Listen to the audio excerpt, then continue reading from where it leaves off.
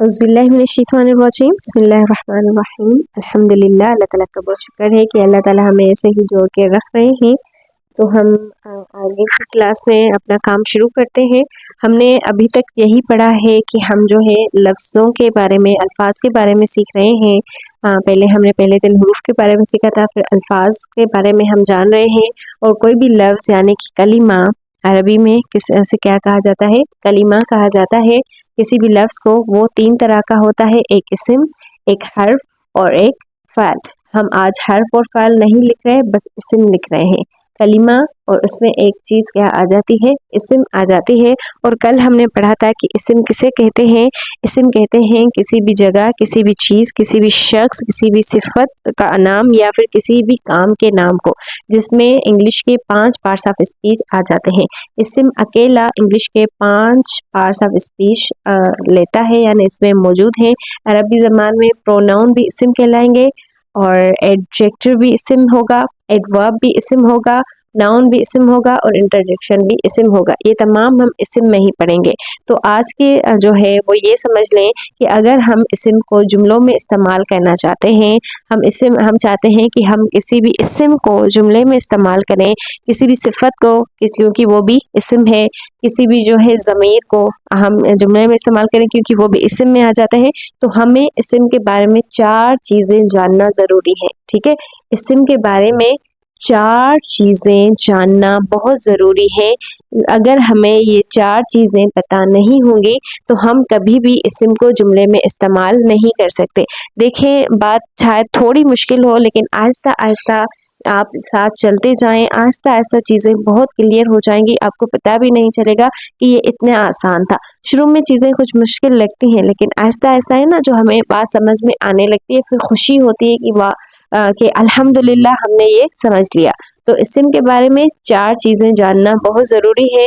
अगर हमें वो 4 चीज़ें पता नहीं होंगी तो हम कभी भी इस्म को जुमलों में इस्तेमाल नहीं कर सकेंगे। तो जो पहली चीज़ है वो है किसी भी इस्म का वाहिद, मुसन्ना या जमा होना।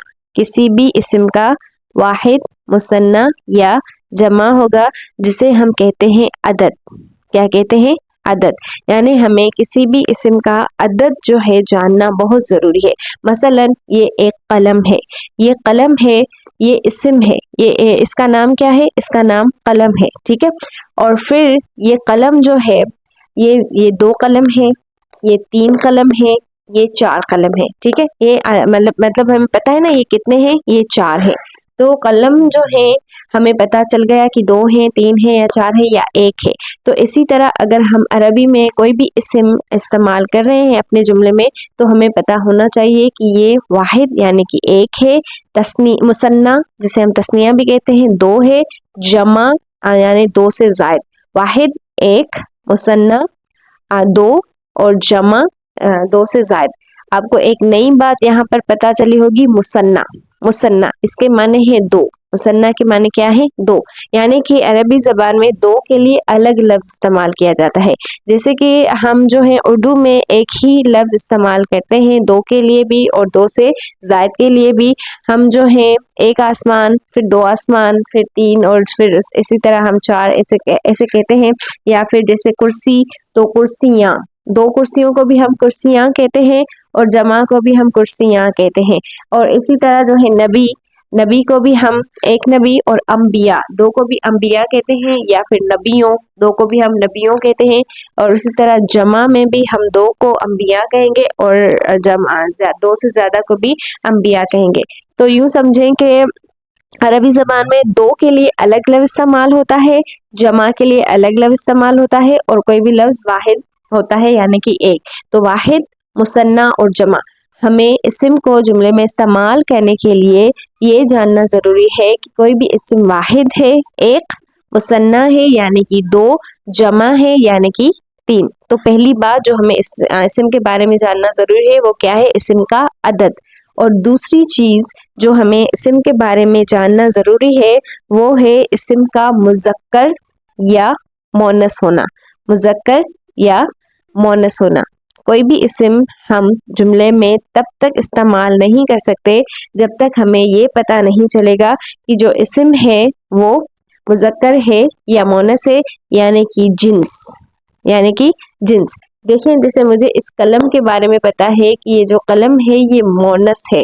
ये मैं सही कह रही हूँ ना, ये कलम मोनस है, क्योंकि मुझे इसके बारे में पता है। लेकिन नहीं, मैं गलत कह रही हूँ, ये कलम मोनस नहीं है, ये कलम मुज़क्कर है। देखिए, अगर मैं कहती हूँ कि ये कलम लिखती है तो ये जुमले में गलती है। ये कलम लिखती है, ये जुमले में गलती है। मैं इसको मोनस नहीं कह सकती, मैं इसको मुज़क्कर कहूंगी। मैं कहूंगी ये कलम लिखता है, ये कलम लिखता है। इसी तरह अगर ये हाथ है तो मैं ये नहीं कहूंगी कि ये हाथ पढ़ती है, ये हाथ पढ़ती है यानी लगती है। मैं कहूंगी ये हाथ लगता है, ये हाथ पढ़ता है, लगता है। तो किसी भी इसम को जुमले में इस्तेमाल करने के लिए मुझे क्या उसके बारे में सीखना जरूरी है कि वो इसम मुज़क्कर है या मोनस है। मुज़क्कर है या मोनस है, यानी कि उसकी जिन्स, कि वो मुज़क्कर है या मोनस है। जैसे कि माँ, माँ प्यार करती है, माँ प्यार करता नहीं है। अगर मैं कहूँ मेरा माँ मुझसे प्यार करता है तो ये जुमले में गलती होगी। बिल्कुल इसी तरह अरबी जुमले में भी गलती होगी अगर मैं मुज़क्कर की जगह मोनस और मोनस की जगह मुज़क्कर इस्तेमाल करूंगी। ठीक है। और फिर जो तीसरी चीज है जो मुझे इस्म के बारे में जानना बहुत जरूरी है, वो है उसका मारिफा होना या उसका नकरा होना। मारिफा होना या नकरा होना। हो सकता है कि ये दोनों लफ्ज आपके लिए थोड़े नए हो, तो यहाँ पर जो है हम सीखेंगे उसकी वुसअत। क्या सीखेंगे?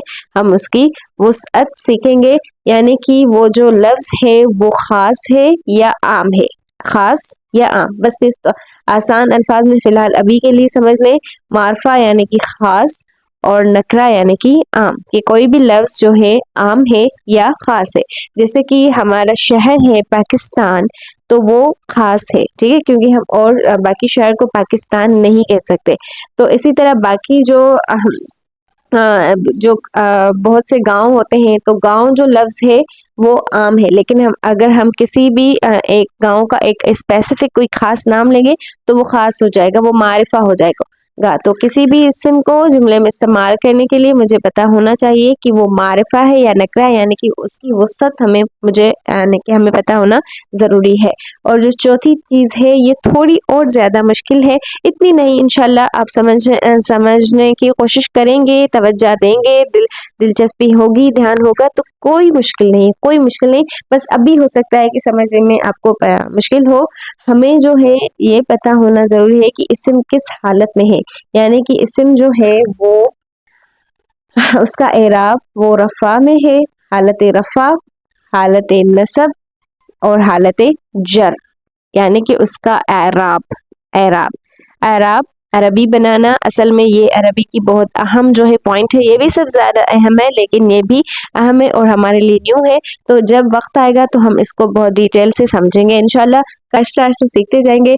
तो बस यूं ही जुड़े रहें और फिर अल्लाह ताला से ये भी दुआ करें कि अल्लाह ताला हमें इस्तकामत अता करें, अल्लाह ताला हमें अपने कलाम की गहराई अता करें ताकि हम उसके कलाम से जुड़े रहें। अस्सलामु अलैकुम।